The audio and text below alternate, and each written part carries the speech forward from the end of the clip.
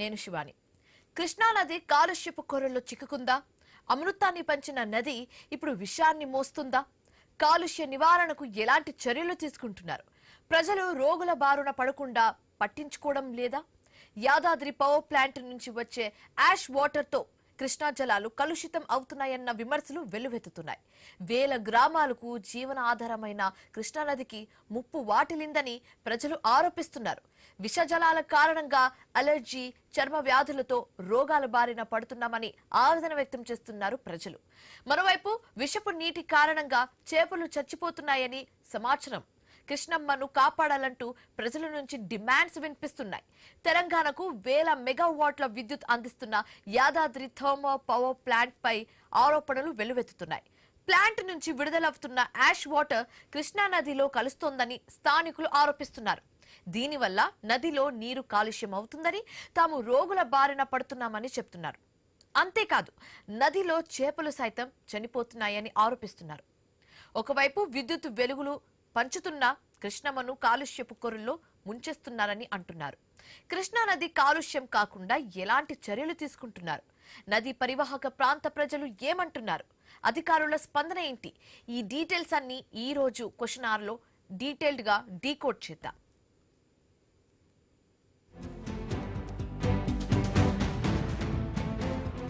దేశంలోనే అత్యంత కీలకమైన నదుల్లో కృష్ణానది ఒకటి. మహారాష్ట్రలో పుట్టి కర్ణాటక, తెలంగాణ, ఆంధ్రప్రదేశ్ మీదుగా ప్రవహిస్తూ కోట్లాది మంది జీవనాధారంగా నిలుస్తుంది. వేలాది గ్రామాలకు తాగునీరు, లక్షల ఎకరాలకు సాగునీరు, అనేక విద్యుత్ ప్రాజెక్టులకు ఆధారంగా నిలిచే కృష్ణమ్మను తెలుగు రాష్ట్రాల అన్నపూర్ణగా పిలుస్తారు. అలాంటి కృష్ణానదిపై ఇప్పుడు కాలుష్యపు ముప్పు ముసురుకుంటుందని స్థానికులు ఆరోపిస్తున్నారు. నల్గొండ జిల్లా దామరచర్ల మండలం వీర్లంపాలెం సమీపంలోని యాదాద్రి థర్మల్ పవర్ ప్లాంట్ నుంచి విడుదలవుతున్న బూడిద కలిసిన యాష్ వాటర్ నదిలోకి చేరుతుందని చెబుతున్నారు. నది ఒడ్డున నల్లటి మట్టి, బూడిద పొరలు, రంగుమారిన నీరు స్థానికులను ఆందోళనకు గురి చేస్తున్నాయి. గ్రౌండ్లో పరిశీలించిన ఐ న్యూస్ బృందానికి స్థానికులు తమ సమస్యలను వివరించారు. గతంలో స్వచ్ఛంగా ఉండే నీరు ఇప్పుడు కలుషితంగా మారింది. స్నానం చేసిన దురద, చర్మ వ్యాధులు వస్తున్నాయి అని వాపోయారు. ఇది యాష్ ద్వారా అంటే పవర్ ప్లాంట్లో మనం కోలు ఉపయోగిస్తాం కదా, ఆ ఉపయోగించిన కోల్ ఏమైందంటే బూడిదయ్యి ఇది ట్రీట్మెంట్ చేసి ఈ వాటర్ రిటర్న్ చేసుకోవాలి. కానీ ఈ వాటర్ ఏమవుతుందంటే డైరెక్ట్ వదలడం వల్ల అన్నవేరు వాగు ద్వారా కృష్ణానదిలో కలుషితం అవుతుంది. దానివల్ల పరిసర గ్రామాల ప్రజలకు అంతచిక్కని వ్యాధులు రావడం జరుగుతుంది. గతంలో ఏంది కృష్ణా వాటర్ తాగడానికి తీయగా ఉండేది, కానీ ఇప్పుడు కృష్ణా వాటర్ తాగాలంటే భయపడుతున్నాం. మొన్న మేము ఈ కృష్ణా వాటర్ పచ్చగా మారడం వల్ల అసలు ఏం జరుగుతుంది అని చెప్పేసి మేము పరిశీలన చేయడం జరిగింది. కొంతమంది గ్రామస్తులం పోయి ఇదైతే అన్నవేరు వాగు నుంచి కృష్ణానదిలో కలిసే దగ్గర బూడిదగా ఉండటం జరిగింది నీళ్లు. తెలంగాణ విద్యుత్ అవసరాలను తీర్చాలనే లక్ష్యంతో యాదాద్రి థర్మల్ పవర్ ప్లాంట్ నిర్మించబడింది. అయితే విద్యుత్ ఉత్పత్తి ప్రక్రియలో ఏర్పడే యాష్ వాటర్ను శుద్ధి చేసి తిరిగి ప్లాంట్లోనే వినియోగించాల్సి ఉంటుంది. దీనికోసం ప్రత్యేక శుద్ధి వ్యవస్థలు ఏర్పాటు చేయడం నిబంధన. అయితే స్థానికుల ఆరోపణల ప్రకారం శుద్ధి వ్యవస్థ సక్రమంగా పనిచేయడం లేదని, ఫలితంగా బూడిద కలిసిన నీరు నేరుగా కృష్ణానదిలోకి చేరుతుందని అంటున్నారు. ఐ న్యూస్ గ్రౌండ్ విజిట్లో నది ఒడ్డున బూడిద నిల్వలు, రంగుమారిన నీరు, కాలుష్య ఆనవాళ్లు కనిపించాయి. ఈ అంశంపై ఆంధ్రప్రదేశ్ ప్రభుత్వం కూడా గతంలో అభ్యంతరాలు వ్యక్తం చేసినట్లు సమాచారం. కృష్ణా జలాల నాణ్యతపై ఆందోళన వ్యక్తమవుతుంది. తెలంగాణకు వెలుగులు, మాకు రోగాలా అంటూ పరివాహక ప్రాంత ప్రజలు ప్రభుత్వాన్ని ప్రశ్నిస్తున్నారు. కాలుష్య నియంత్రణ మండలి, సంబంధిత శాఖలు వెంటనే సమగ్ర విచారణ చేపట్టాలని డిమాండ్ చేస్తున్నారు. ఇది మన బొగ్గుల నుంచి వచ్చే వాటర్, యాస్ నుంచి వచ్చే వాటర్ని రెండింటిని శుద్ధి చేసి వాటర్ మళ్ళీ రిటర్న్ తీసుకుని శుద్ధి చేసి కలుపుతున్నారు. అవన్నీ ఏం పట్టించుకోకుండా యాస్ నుంచి వచ్చే బూడిద వాటర్ కలపడం వల్ల వాటర్ అంతా గోధుమ కలర్కి వచ్చి మందులో చేపలు చావడం కాకుండా ముందు ఇరికిగూడెము, దాచపల్లి, ఇంకా ముందుకు పోతే గ్రామాలన్నీ ఈ కృష్ణా నది వాటర్ని త్రాగునీటికి ఉపయోగిస్తారు. తాళవీరగూడానికి మరియు ఇరికిగూడానికి కృష్ణానది నుంచే మాకు తాగునీటి వాటరు మన మిషన్ భగీరథ వాటర్ ద్వారా వస్తాయి. అవి కూడా ఇట్లా వాటర్ తాగడం వల్ల ఎలర్జీ రావడము, బెందులు రావడము, మన ఆస్తమా రావడం అనేవి జరుగుతున్నాయి. ఈ కాలుష్య ప్రభావం కేవలం ప్రజల ఆరోగ్యంపైనే కాదు, మత్స్యకారుల జీవనాధారం పైన తీవ్రంగా పడిందని వారు చెబుతున్నారు. ఒకప్పుడు కృష్ణానది చేపలకు దేశవ్యాప్తంగా మంచి డిమాండ్ ఉండేది. మహారాష్ట్ర, పశ్చిమ బెంగాల్ సహా అనేక రాష్ట్రాలకు ఇక్కడి నుంచి టన్నుల కొద్దీ చేపలు వెళ్ళేవి. కానీ ఇప్పుడు పరిస్థితి పూర్తిగా మారిపోయిందని మత్స్యకారులు ఆవేదన వ్యక్తం చేస్తున్నారు.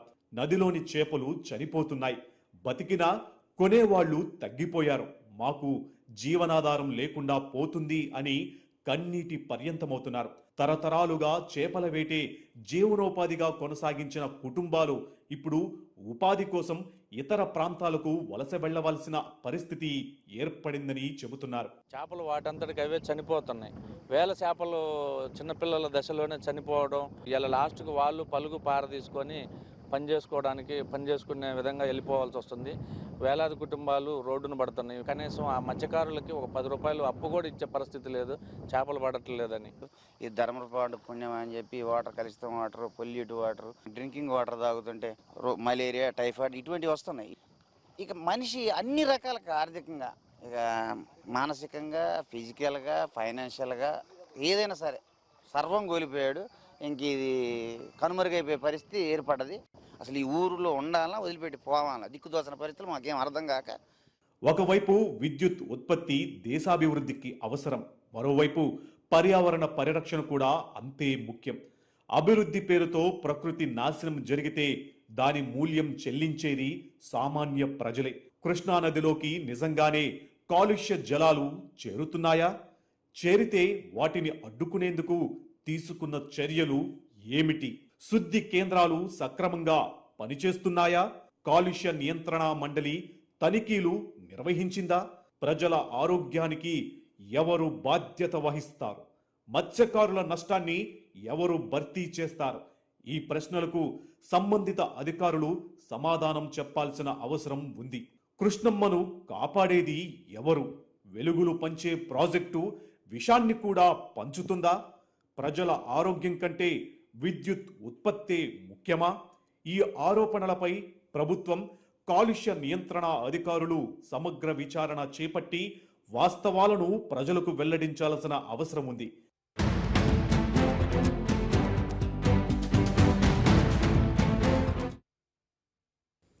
రైట్, ఇక ఇదే అంశానికి సంబంధించి మాట్లాడడానికి మనతో పాటు ఇప్పుడు జాయిన్ అయ్యారు కృష్ణా పరివాహక ప్రాంతవాసి పూర్ణచంద్రరావు గారు. ఆయనతో మాట్లాడే ప్రయత్నం అయితే చేద్దాం. నమస్తే అండి పూర్ణచంద్రరావు గారు. ఇప్పుడు అక్కడ ఉన్న పరిస్థితి మీకంటే ఇంకెవ్వరికి బాగా తెలియదని చెప్పొచ్చండి. సో ఏంటి ఇప్పుడు కృష్ణా నది పరిస్థితి ఏ విధంగా ఉంది? మీరు ఏం చెప్పాలనుకుంటున్నారు? మీరు ఆ కృష్ణా పరివాహక ప్రాంతవాసి కాబట్టి మీకు ఆ విషయం గురించి ఇంకా బాగా తెలుసు కాబట్టి ఇప్పుడు అక్కడ నీరు పరిస్థితి ఏ విధంగా ఉంది అండ్ మీరేం చెప్పాలనుకుంటున్నారు?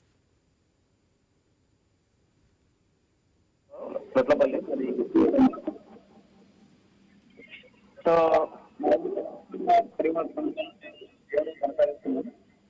సో మేము ఇక్కడ నుంచి కాదు, ఎప్పటి నుంచో మేము డైరెక్ట్ గా రా వాటర్ని మేము డైరెక్ట్ గా తాగటం, ఇలాంటి ఫిల్టరైజేషన్ కానీ ఇలాంటిది లేకుండా మేము డైరెక్ట్ గా తాగటం. ఎప్పుడైతే పులిచింతల ప్రాజెక్ట్ కట్టారు మాకు ఫ్లోటింగ్ అనేది లేకుండా అయిపోయింది. ట్యాంక్ వాటర్ అనేది మా ఊళ్ళో ఉండిపోయింది. 10% ఫ్లోటింగ్ ఉంది. సో ఈ ఫ్లోటింగ్ సరే, ఈ ఫ్లోటింగ్ లేకపోయినా సరే అయిపోయింది అనుకున్నాం. మళ్ళీ మధ్యలో వచ్చేసి 106 నుంచి బాగా మాకు యాదాద్రి యాక్ట్ ఏదైతే ఉందో మొత్తం కూడా కలిసి అదే పొల్యూట్ చేస్తాం.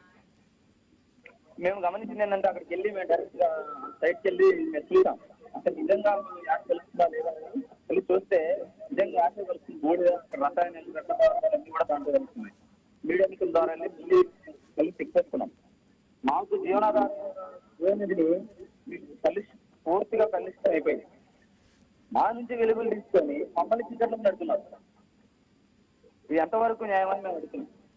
మేము ప్లాంట్కి వ్యతిరేకం కాదు, మా జీవనదిని మా కుటుంబాన్ని కలుషితం చేయొద్దు, మమ్మల్ని మా జీవితాన్ని మా భవిష్యత్తుని నాశనం చేద్దామని మేము కోరుతున్నాం.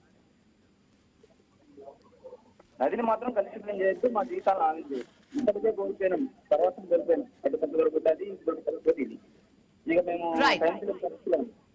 Right, thank you so much Purnachandrarao గారు మాతో కాంటాక్ట్ అయినందుకు అండ్ మీ ఒపీనియన్స్ ని, మీ ప్రాబ్లమ్స్ అన్నింటినీ కూడా మాతో షేర్ చేసుకున్నందుకు. సో మూవింగ్ ఆన్, ఇదే అంశానికి సంబంధించి మాట్లాడడానికి మనతో పాటు ఇప్పుడు జాయిన్ అయ్యారు గాదె వెంకటేశ్వరరావు గారు, జనసేన పార్టీ నాయకులు. ఆయనతో కూడా మాట్లాడే ప్రయత్నం అయితే చేద్దాం. నమస్తే అండి వెంకటేశ్వరరావు గారు. ఇప్పుడు మనం చూస్తున్నాము కృష్ణా నది కలుషితం అయిందా, ఒకవేళ అయితే దీని ప్రాసెస్ ఏ విధంగా ఫర్దర్ గా తీసుకెళ్తే కలుషితమైన నీరుని మళ్ళీ శుద్ధి చేయొచ్చన్న అంశంగానే అందరూ మాట్లాడుకుంటున్నారు. అక్కడ ఆల్రెడీ కృష్ణా నది పరివాహక ప్రాంత వాసులు కూడా ఇందాక మాట్లాడడం జరిగింది. వాళ్ళ బాధలు చెప్పుకున్నారు. చేపలు చచ్చిపోతున్నాయి, చర్మరోగ వ్యాధులు వస్తున్నాయి అన్నట్టుగా కూడా వాళ్ళు చెప్పడం జరుగుతుంది. సో ఈ కృష్ణానది అనేది అటు ఆంధ్రప్రదేశ్ తో పాటు ఇటు తెలంగాణ వాసులు కూడా, జనాలు కూడా దాన్ని కన్జ్యూమ్ చేస్తూ ఉంటారు. కాబట్టి దీన్ని ఎలా చూడొచ్చు అంటారు? మీ ఒపీనియన్ ఏంటి దీని మీద?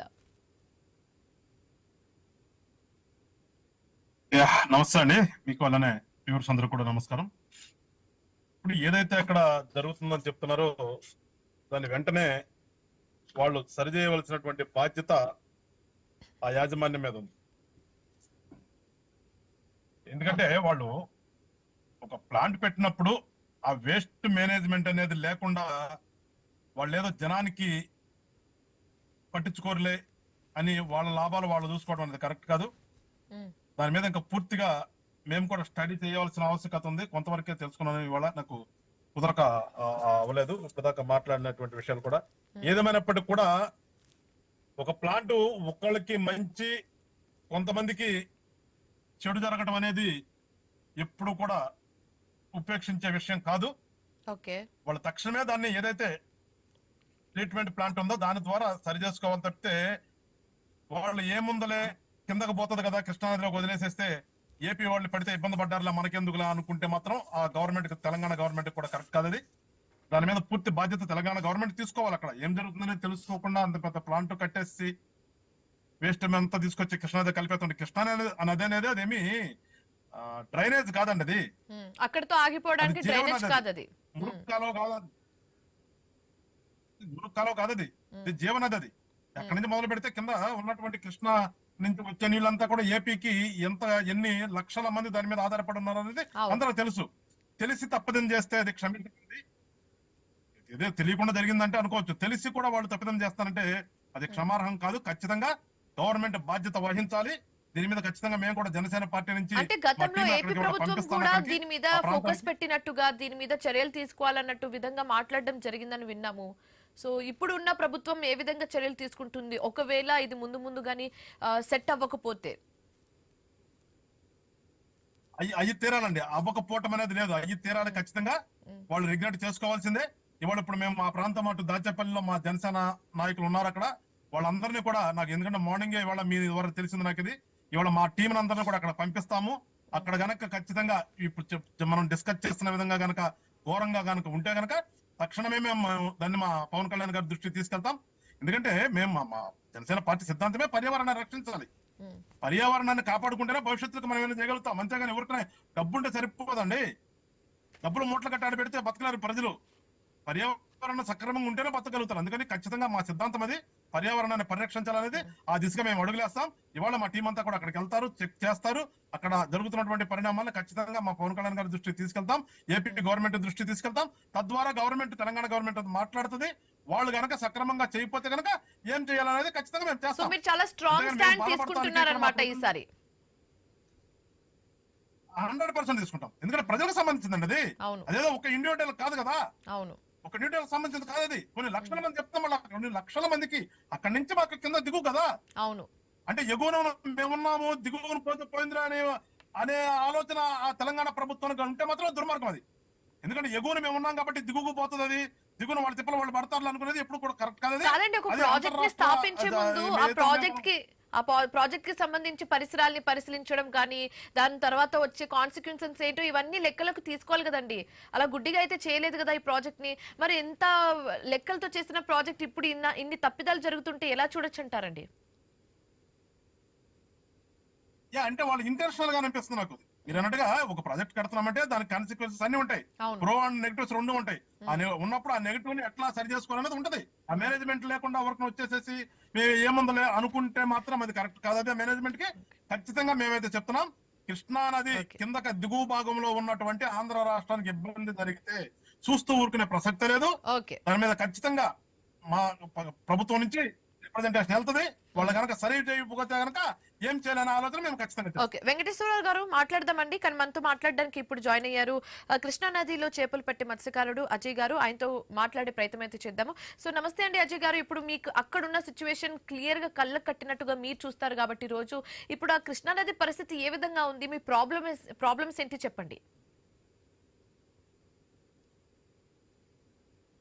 హలో, నమస్తే అజయ్ గారు, చెప్పండి. నమస్కారం అండి. నా పేరు అజయ్ కుమార్. ప్రజెంట్ ఆ Yadadri thermal power plant YTPS కింద ఫస్ట్ మొదటి ఊరు తగిలేది మాకేనండి. ఆ పొల్యూషన్ ఎక్కువ ఫేస్ చేసేది మా ఊరు ఇరికిగూడెం అండి. ఓకే, నాది బీటెక్ అయిపోయిందండి గురునానక్ లో. నేను కొంచెం ఇంట్లో పరిస్థితులు బాగోకపోవడం వల్ల చేపలు పట్టాల్సి వస్తుంది. ఓకే, అదే జీవనాధారం కింద. సో ఇప్పుడు చేపలు పట్టడానికి మీరు వెళ్తున్నారా? వెళ్తున్నామండి. ఓకే, మేము వెళ్తున్నాము, మాతో పాటు ఇంకా మిగతా మత్స్యకారులు కూడా వెళ్తున్నాము. ఆ ఫ్లై హ్యాష్ వల్ల ప్రాబ్లం ఏంటంటే లేక్ లో ఉన్న ఏమంటే మన కృష్ణానదిలో ఉన్న మొత్తము ఈ చేపలు కానీ దాంట్లో ఇంకా కొన్ని ఆ ఫ్లై హ్యాష్ అనేది ఆ బాటంకి వెళ్ళి అలానే ఆ హ్యాష్ అనేది పై నీళ్ళల్లో తేలుకుంటూ తెప్పలు వైజ్ గా తేలిపోతుందండి. అంటే మోస్ట్లీ చేపలు చచ్చిపోతున్నాయి అన్నమాట. మోస్ట్ లో చేపలన్నీ చచ్చిపోతున్నాయండి. దానివల్ల అది కాక ఇంకోటి ఏంటంటే డైరెక్ట్ మేము రా వాటర్ తీసుకుంటాము డ్రింకింగ్ కి. ఓకే, ఇవాళ మేము క్యాన్లు పట్టుకొని చేపలకు వెళ్లాల్సి వచ్చిన పరిస్థితి వచ్చిందండి. ఎప్పుడు డైరెక్ట్ ఆ వాటర్ తీసుకొని తాగేవాళ్ళం మేము. ఒకప్పుడు ఆ డైరెక్ట్ ఆ వాటర్ కన్స్యూమ్ చేసేవాళ్ళు, ఇప్పుడు ఇంటి నుంచి పట్టుకెళ్తున్నారు. ఇప్పుడు తాగలేకపోతున్నామండి. మెయిన్ డ్రింకింగ్ వాటర్ కి చాలా ప్రాబ్లం అవుతుంది. అక్కడ మా ఊర్లో ఉన్న యూత్ గానీ ఎవరైనా వచ్చి స్నానం చేసి వెళ్లే వాళ్ళు ఇప్పుడు స్నానానికి కూడా ఎవరు రావట్లేదండి. ఓకే, దానివల్ల రకరకాలుగా బాడీ ఇన్ఫెక్షన్స్ రావడము, ఇంకా కొన్ని ఏమంటారు వాయిస్ ప్రాబ్లమ్స్ రావడము, చర్మ వ్యాధులు రావడం ఇలాంటివి ఏమైనా జరుగుతున్నాయండి? ఉన్నాయండి అవన్నీ కాదండి. ఎంత కాదన్నా ఇప్పుడు మీ ఉపాధి అండి అది చేపలు వేటకి వెళ్ళడం అనేది మీ ఉపాధి. కానీ ఇప్పుడు అది ఆల్మోస్ట్ కోల్పోయే స్టేజ్ కి మీరు వచ్చారు. సో ఏంటి మీరు ఏం కోరుతున్నారు గవర్నమెంట్ నుంచి? మీ డిమాండ్స్ ఏంటి? ఏం కావాలి మీకు? మీ ప్రాబ్లమ్స్ ఏంటి? డిమాండ్స్ ఏంటి? అది ఆ ఫ్లై యాష్ అనేది వాళ్ళు ఏమంటారు ఆ పాండ్స్ లో చేస్తున్నారు. ఆ ప్లాంట్ లో ఆఫ్టర్ ప్రాసెస్ తర్వాత ఆ ఫ్లై యాష్ అనేది రీసైకిల్ చేసుకోవాలి. ఆ లీక్ అయిన వాటర్ గానీ ఏదైనా గానీ కృష్ణానదిలో చేరకుండా ఆనుకట్టగా వాళ్ళు కట్టుకొని ఆల్టర్నేట్ గా వాళ్ళకి కావాల్సిన ప్రాసెస్ కానీ చేసుకొని దాన్ని రీసైకిల్ చేసుకోవాలని మేము కోరుకుంటున్నామండి. దానివల్ల అది కృష్ణానది తాగునీటికి కూడా మేము అదే వాడతాం కాబట్టి ఏదైనా. రైట్, హలో చెప్పండి అజయ్ గారు, చెప్పండి. అదండి, ఏదైనా ఆ గవర్నమెంట్ అనేది కొంచెం పట్టించుకొని మాకు ఈ ఇబ్బందులు కలగకుండా చూసుకోవాలని మేము కోరుకుంటున్నామండి. ఇలానే జరిగితే మేము ధర్నాలకి తిరగాల్సి వచ్చే అవకాశం కూడా ఉంటదండి.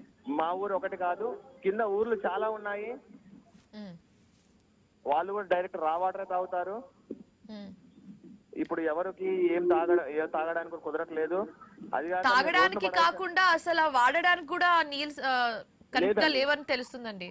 లేదండి, అది సాగునీటికి కూడా మేము అవే వాడతామండి. మాకు పొలం ఉంది. ఇప్పుడు ఆ నీళ్లు సరిగ్గా తీసుకెళ్లి అలానే ఆ మొక్కలకి పోస్తే డైరెక్ట్ వేర్లు కుళ్ళిపోవడము ఇవి కూడా జరుగుతున్నాయండి. మేము అబ్జర్వ్ చేసాము. ఓకే, సో వ్యవసాయం మీద కూడా దీని ఇంపాక్ట్ పడుతుంది అన్నమాట. వ్యవసాయం మీద కూడా ఇది ఇంపాక్ట్ ఉందండి. Okay, right, thank you so much Ajay గారు. సో వెంకటేశ్వరరావు గారు మనం చూసాం, ఇప్పుడు విన్నాం క్లియర్ గా. ఇప్పుడు అక్కడ ఉన్న వాళ్ళే చెప్తుంటే ఈ విషయాలన్నీ కూడా నిజంగా ఇంతలా జరుగుతుందా అన్నట్టుగా కూడా అందరూ ఆశ్చర్యపోతున్నారు.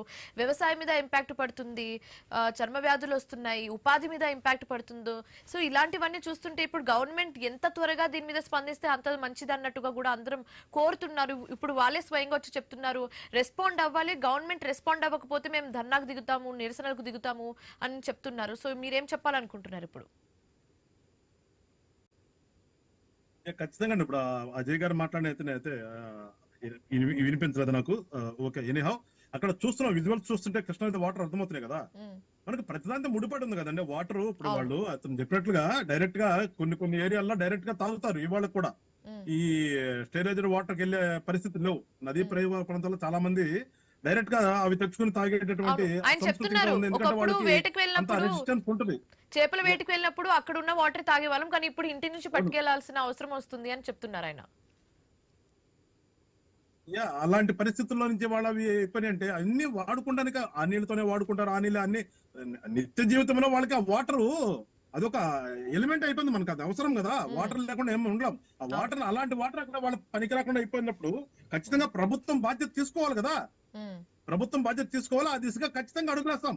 ఎందుకంటే వాళ్ళ ఇర్రెస్పాన్సిబుల్ అనేది ఎంత ఉందనేది కనిపిస్తుంది. అది వాళ్ళ జరిగింది ఎప్పుడైతే జరుగుతున్నది.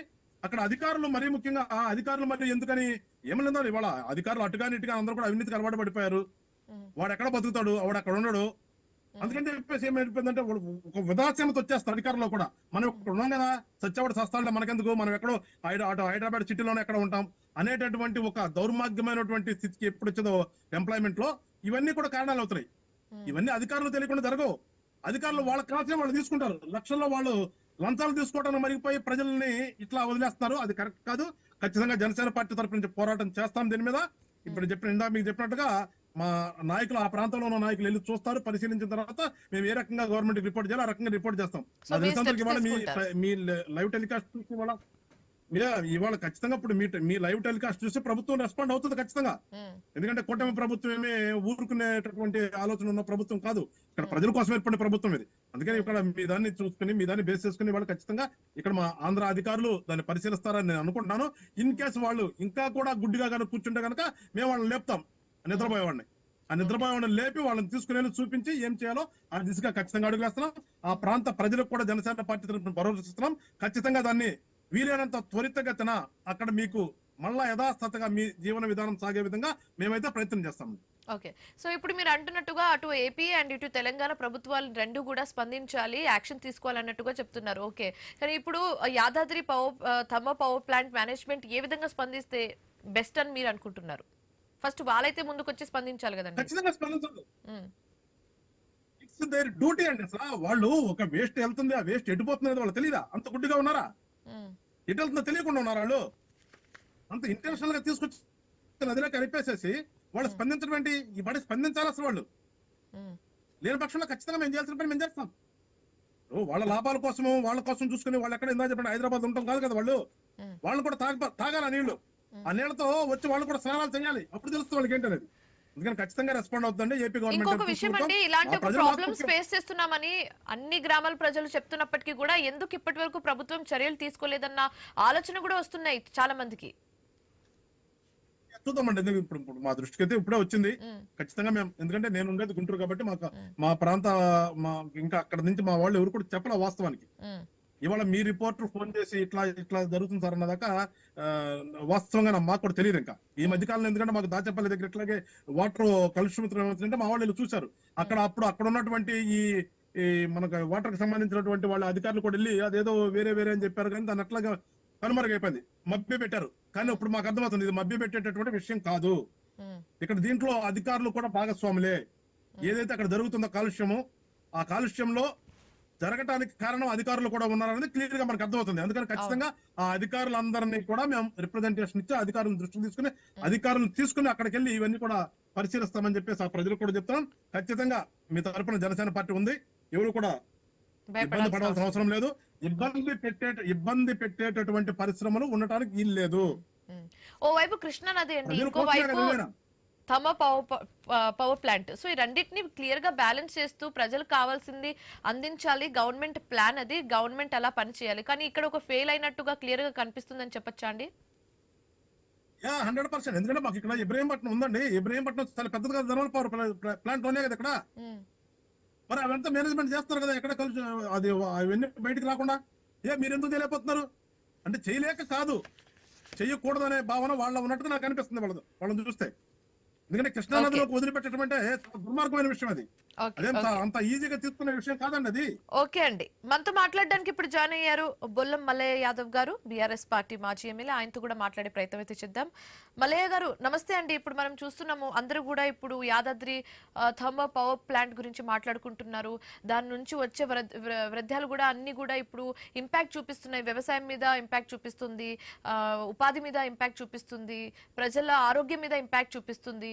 సో ఏంటి ప్రజలు మొర్ర పెట్టుకుంటున్నా కూడా, అందరూ వచ్చి చెప్పుకుంటున్నా కూడా ప్రభుత్వం ఎందుకు చర్యలు తీసుకోవట్లేదు అన్నట్టుగా అందరూ కూడా ప్రశ్నిస్తున్నారు. సో మీరు ఏం చెప్పాలనుకుంటున్నారు దీనికి సంబంధించి? ఉందండి, వాళ్ళకు వచ్చే కమిషన్ల మీద, ఆదాయం మీద, ఎక్కడ భూములు ఆక్రమిద్దామా, ఎట్లా డబ్బులు సంపాదిద్దామా, జేబులు నింపుకుందామా అనే దాని మీద శ్రద్ధ ప్రజల విషయాల మీద కానీ, ప్రజలకు సంబంధించిన ఆరోగ్య సమస్యల మీద కానీ, వాళ్ళకున్న కష్ట నష్టాల గురించి కానీ ఈరోజు ప్రభుత్వం ఆలోచించే పరిస్థితే లేదు. వాళ్ళకి ఎక్కడన్నా ఆదాయ వనరులు ఉంటే ఆదాయ వనరుల గురించి ఆలోచిస్తున్నారు. ఓకే, సో ఏంటండి చర్మ వ్యాధులు చెప్తున్నారు, ఉపాధి మీద ఇంపాక్ట్ చూపిస్తుంది. అసలు ఒక ప్రాజెక్ట్ ని ఎస్టాబ్లిష్ చేయాలంటే ముందు వెనకాల అన్ని వేరేసి వేసుకొని, అన్ని లెక్కలు వేసుకొని, కాన్సిక్వెన్సెస్ ఏంటి, ప్రాబ్లమ్స్ ఎలాంటి ప్రాబ్లమ్స్ ఫ్యూచర్ లో వస్తుందో అవన్నీ కూడా క్యాల్కులేట్ చేసుకుని, లెక్కలు వేసుకుని ఒక ప్రాజెక్ట్ ని ఎస్టాబ్లిష్ చేస్తారు. సో అందులో కొంచెం జాప్యం జరిగింది, నిర్లక్ష్యం జరిగిందని అనుకోవచ్చా అండి? ఇప్పుడు మేము అంత ప్రాజెక్టు మొదలు పెట్టిన తర్వాత ఇక్కడ విద్యుత్ కేంద్రాలను ఏర్పాటు చేసుకోవాలి. తెలంగాణ ఒకప్పుడు మామూలుగా కిరణ్ కుమార్ రెడ్డి గారు తెలంగాణ స్వరాష్ట్రంగా ఏర్పడితే చీకటి రాష్ట్రంగా అయిపోతుంది అని చెప్పిన అదే కిరణ్ కుమార్ రెడ్డి గారికి ధీటుగా ఈ తెలంగాణ ఏర్పాటైన తర్వాత చీకటి కాదు, వెలుతురు విదజల్లటంతో పాటు దేశ విదేశాల్లో కూడా చెప్పుకునే తగ్గట్టు పక్క రాష్ట్రానికి కూడా విద్యుత్తుని ఇవ్వగలిగిన స్థాయికి తెలంగాణ ప్రభుత్వం తీసుకొచ్చింది. వనరులను ఉపయోగించగలిగినాం. ఆ రోజు ఎంప్లాయ్మెంట్ ను కూడా ఇవ్వాలనే ఉద్దేశంతోనే అక్కడ అవకాశం ఉంది కాబట్టి ఏర్పాటు చేయడానికి శ్రీకారం చుట్టాం. మేము పూర్తి చేసిన దాన్ని ఇలా రిబ్బన్ కట్ చేసారు. రిబ్బన్ కట్ చేసిన తర్వాత దాంట్లో ఎంతవరకు ఏవేవైతే వనరులు ఉన్నాయో దోచుకోవడానికి ఏంటి అనేది ఆలోచిస్తున్నారు తప్ప పర్యావరణం పేరు మీద ప్రజలకు నష్టం జరిగే విధంగా కానీ ఇతరాతర విషయాల మీద కానీ వాళ్ళు దృష్టి సారించలేకపోతున్నారు. అవగాహన కూడా లేదు. ఆదాయం మీద ఎక్కడన్నా ఖాళీ భూములు ఉన్నాయా, ఎక్కడన్నా కాంట్రాక్టులు ఉన్నాయా, కమిషన్లు ఏ రకంగా తీసుకోవాలి. మన గురుకులది చూసాం కదా, 2,000 కోట్ల రూపాయల టెండర్ 3 విడతలుగా చేసి మేము చేయలేదని చెప్పి బుకాయించే ప్రయత్నం చేశారు. దాంట్లో ఒక్కొక్క వస్తువు ధరని మార్కెట్ లో దొరుకుతున్న దానికి రెట్టింపుగా వేసి కోట్ చేశారు. అటువంటి టెండర్లని ఎల్వల్ కింద ఫైనల్ చేశారు. కాబట్టి ఈ రోజు కాంగ్రెస్ అనేది లూటీ ప్రభుత్వం అనేది ఏ రకంగా అన్నదో అది రుజువు చేస్తా ఉన్నారు. ఓకే, సో ఏంటంటే ఇప్పటికీ కూడా చర్యలు తీసుకోకపోతే ఏ విధంగా చూడొచ్చు అంటారు? ఎందుకంటే అందరూ అన్ని గ్రామస్తులు వచ్చి అందరూ వచ్చి కూడా మాట్లాడుతున్నారు, వ్యతిరేకిస్తున్నారు. ఒకవేళ యాక్షన్ తీసుకోకపోతే మేము నిరసనలు ఇవన్నీ ధర్నాలు చేస్తామన్నట్టుగా కూడా వాళ్ళు హెచ్చరిస్తున్నారు. సో ఇప్పటికీ వాళ్ళు యాక్షన్ తీసుకోకపోతే ఏ విధంగా చూడొచ్చు అంటారు? చెవిటోని ముందు శంఖమూదినట్టు దున్నపోతు మీద వర్షం పడ్డట్టు ఉన్నది. ఇది కళ్ళుండి చూడలేని కబోదులు లాంటి కాంగ్రెస్ ప్రభుత్వంలో ఎవరు ఎన్ని మొరపెట్టుకున్నా గానీ వాళ్ళకి అవపడుతున్నది లంచావతారం, ఆదాయం తప్ప ఇంకోటి ప్రజల సమస్యలు ఆరోగ్యం మీద వాళ్ళు దృష్టి సారించే పరిస్థితి లేదు, ఆలోచించే పరిస్థితి అంతకంటే లేదు. జిల్లాలో ఉన్న మంత్రి మామూలుగా హెలికాప్టర్లోనే తిరుగుతుంటాడు, విహారయాత్రలు మాదిరిగా పైన ఆకాశంలో చక్కర్లు ఓడుతుంటాడు. ఇంకొక ఆయన ఉన్నాడు, ఆయన మామూలుగా మిల్లర్ల దగ్గర పైసలు వసూలు చేయడమే సరిపోతుంది. కాబట్టి ఆదాయ మార్గాల కోసం ఉన్నంత శ్రద్ధ ఇవాళ ప్రజల గురించి లేదు అనేది ముమ్మాటికి వాస్తవం. Okay, thank you so much Mallaiah garu join అయినందుకు అండ్ మీ ఒపీనియన్స్ ని అన్నింటిని కూడా మాతో షేర్ చేసినందుకు. And thank you so much Venkateswararao garu join అయినందుకు, మీ ఒపీనియన్స్ ని కూడా మాతో షేర్ చేసినందుకు. సో ఇది ఇవాల్టి క్వశ్చన్ అవర్. మరొక క్వశ్చన్ అవర్ తో మళ్ళీ కలుద్దాం. Till then keep watching I News. మీతోనే మీ వెంటే.